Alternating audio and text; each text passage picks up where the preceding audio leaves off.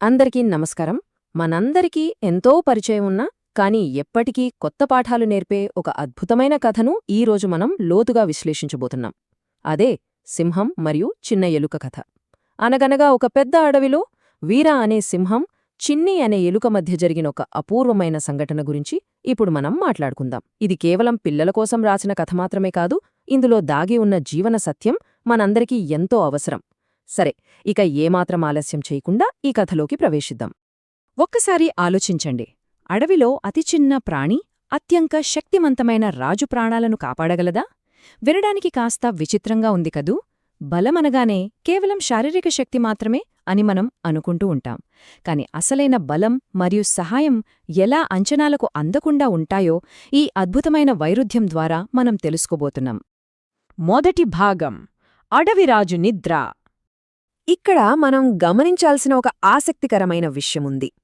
ఒకవైపు మన వీర అంటే సింహం ఎంత భారీగా, ఎంత శక్తివంతంగా ఉంటుందో మనకు తెలుసు. దాని గర్జన వింటేనే అడవి మొత్తం వణికిపోతుంది. అందుకే వీర అడవికి రాజు.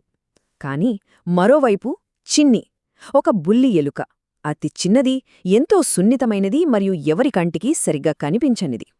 ఈ రెండు పాత్రల మధ్య ఉన్న ఈ భారీ శారీరక మరియు సామాజిక వ్యత్యాసమే మన కథలోని కీలకమైన కోణాన్ని ఆవిష్కరిస్తోంది. సరే, అసలు ఏం జరిగిందంటే, ఒకరోజు మధ్యాహ్నం వేళ వీర ఒక పెద్ద చెట్టు నీడలో చాలా హాయిగా గాఢ నిద్రలో ఉంది. సరిగ్గా అదే సమయంలో మన చిన్ని ఎలుక అనుకోకుండా ఆ దారిన వెళ్తూ పొరపాటున నిద్రపోతున్న ఆ సింహం తోకమీద కాలు వేసింది. ఒక్కసారి ఊహించండి, అడవి మొత్తాన్ని శాసించే రాజు నిద్రను ఒక చిన్న ఎలుక డిస్టర్బ్ చేస్తే ఆ క్షణంలో అక్కడ వాతావరణం ఎంత టెన్షన్గా మారిపోయి ఉంటుందో కదా. ఇక్కడే కథలో అసలు ఉత్కంఠ మొదలవుతుంది. ఇక రెండవ భాగం: ఒక చిన్న ధైర్యమైన వాగ్దానం. నిద్రాభంగం కావటంతో వీర ఒక్కసారిగా ఉలిక్కిపడి లేచింది. భయంకరమైన కోపంతో గర్జిస్తూ తన పెద్ద పంజాతో ఆ చిన్న ఎలుకను బంధించేసింది. నిన్ను తినేస్తాను అంటూ గట్టిగా అరిచింది. ఆ కోపం ముందు ఆ పంజా కింద ఇరుక్కున్న ఎలుక పరిస్థితి ఎంత నిస్సహాయంగా ఉంటుందో మాటల్లో చెప్పలేం కదా. సింహానికి అదొక చిన్న అల్పాహారం మాత్రమే కావచ్చు, కాని ఎలుకకు అది ప్రాణసంకటం. కాని ఇక్కడే ఒక అద్భుతం జరిగింది. చిన్ని భయంతో వణికిపోతున్నా తన ధైర్యాన్ని మొత్తం కూడా తీసుకుని ఇలా అంది: మహారాజా, దయచేసి నన్ను వదిలేయండి. నేను చాలా చిన్నదాన్ని, మీకు కనీసం ఆకలి కూడా తీర్చలేను. ఒకరోజు నేను మీకు తప్పకుండా సహాయం చేస్తాను అని వేడుకుంది. ప్రాణభయంతో ఉన్న ఒక చిన్న ప్రాణి ఏకంగా మృగరాజుకే భవిష్యత్లో సహాయం చేస్తానని ప్రామిస్ చేయడం నిజంగా ఎంత ధైర్యం కావాలి దానికి. అసాధ్యమనిపించినా ఆ క్షణంలో ఎలుక చూపిన ఆత్మవిశ్వాసం మనల్ని కట్టిపడేస్తుంది. ఆ మాటలు వినగానే సింహానికి కోపం పోయి విపరీతమైన నవ్వు వచ్చేసింది. నువ్వు నాకు సహాయం చేస్తావా? ఇంత చిన్న ఎలుక అడవిరాజుకు సహాయం చేస్తుందట అని తెగ నవ్వేసింది. ఒక చిన్న ఎలుక తనను రక్షిస్తుందనే ఆలోచన సింహానికి ఒక పెద్ద జోక్లాగా అనిపించింది. కాని వీర క్రూరమైనది కాదు. అదృష్టవశాత్తు ఆ నవ్వుతో దాని మనసు కాస్త కరిగింది.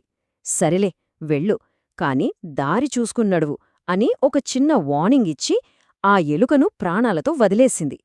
సింహం చూపించిన ఈ చిన్న దయే కథను మరో మలుపు తిప్పుతుంది. దీని తరువాత మూడవ భాగం: వేటగాడి ప్రాణాంతక వల. కొన్ని రోజులు గడిచాయి. ఇప్పుడు అడవిలో సీన్ మొత్తం రివర్స్ అయిపోయింది. వేటగాళ్లు అడవిలో ఒక అతిపెద్ద వల పన్నారు. ఎవరికీ తలవంచని, ఎవరికీ భయపడని మన అడవిరాజు వీర దురదృష్టవశాత్తు ఆ వలలో చిక్కుకుపోయింది. ఆ వల ఎంత గట్టిగా ఉందంటే వీర ఎంతగా గర్జించినా, తన బలమైన పంజాలతో ఎంత గింజుకున్నా ఏ మాత్రం లాభం లేకపోయింది. ఒకప్పుడు అడవిని శాసించిన ఆ గర్జనలు ఇప్పుడు నిస్సహాయ స్థితిలో అడవంతా వినిపించాయి. అజేయుడు అనుకున్నవాడు కూడా ఒక్కోసారి పూర్తిగా నిస్సహాయుడిగా మారిపోతాడని చెప్పడానికి ఇదొక గొప్ప ఉదాహరణ. ఇక నాలుగవ భాగం: గొప్ప రక్షణ. అక్కడ ఏం జరిగిందో ఒక్కసారి ఊహించండి. వేటగాళ్లు వేసిన పెద్ద వలలో వీర బందీ అయిపోయి నిస్సహాయంగా అరుస్తోంది. ఆ అరుపులు విన్న మన చిన్ని ఎలుక ఒక్క క్షణం కూడా ఆలోచించకుండా పరుగు పరుగున అక్కడికి చేరుకుంది. సింహం యొక్క భుజబలం చేయలేని పనిని ఆ ఎలుక తన చిన్న పదునైన పళ్లతో చేసి చూపించింది. ఫటాఫట్ మని ఆ వలతాళ్లను కొరికేసింది. అంతే, వల తెగిపోయింది. దీనితో వీర స్వేచ్ఛను పొందడమే కాకుండా వారిద్దరి మధ్య ఒక సరికొత్త స్నేహం చిగురించింది. వలలోంచి బయటపడగానే వీర కళ్లల్లో కృతజ్ఞత ఉప్పొంగింది. అప్పుడా సింహం ఎలుకతో ఏమందంటే, చిన్నీ, నువ్వారోజు చెప్పింది అక్షరాలా నిజం. నీ సైజ్ చిన్నదైనా సరే నువ్వు చేసిన సహాయం చాలా గొప్పది. ఇక నేను జీవితంలో ఎప్పుడూ ఎవర్నీ తక్కువ చేసి చూడను అని మాటిచ్చింది. ఈ కథలో ఇది చాలా కీలకమైన ఘట్టం. ఎందుకంటే అహంకారం పోయి అక్కడ వినయం, కృతజ్ఞత వచ్చాయి. ఒక చిన్న ప్రాణి ఏకంగా అడవిరాజు దృక్పథాన్నే పూర్తిగా మార్చేసింది. ఆ రోజునుంచి వాళ్ళిద్దరూ మంచి స్నేహితులుగా మారారు. చివరిగా 5వ భాగం, ఎప్పటికీ నిలిచిపోయే నీతి.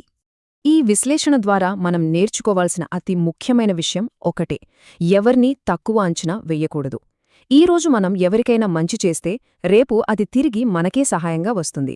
బనమంటే కేవలం శారీరకమైనది మాత్రమే కాదు, సమయాన్ని బట్టి అది ఏ రూపంలోనైనా మన ముందుకు రావచ్చు. ఆ రోజు సింహం చూపించిన చిన్నపాటి జాలి ఈరోజు దాని ప్రాణాల్నే కాపాడింది. మనం చేసే ప్రతి చిన్న మంచి పని ఎప్పటికైనా ఒక పెద్ద సత్ఫలితాన్ని ఇస్తుందని ఈ కథ మనకు చాలా స్పష్టంగా నేర్పుతుంది. ముగించే ముందు ఈ చిన్న ప్రశ్న గురించి ఆలోచించండి. మన సమాజంలో మనం ఎవరినీ తక్కువ చేసి చూడకుండా అందరి పట్ల దయతో మెలిగితే ఈ ప్రపంచం ఎంత అద్భుతంగా మారుతుందో కదా. ఎవరూ ఎక్కువ కాదు, ఎవరూ తక్కువ కాదు అనే భావన ఉంటే మన చుట్టూ ఉన్న వాతావరణం ఎంతో సానుకూలంగా ఉంటుంది. ఈనాటి ఈ విశ్లేషణ మీలో కొత్త ఆలోచనలను రేకెత్తించిందని ఆశిస్తున్నాను. దయ, వినయం, పరస్పర సహకారం అనేవి ఎల్లప్పుడూ మనకు మార్గదర్శకాలుగా ఉండాలి. మరో ఆసక్తికరమైన అంశంతో మళ్ళీ కలుద్దాం. అంతవరకు సెలవు. Like, share and subscribe for more videos.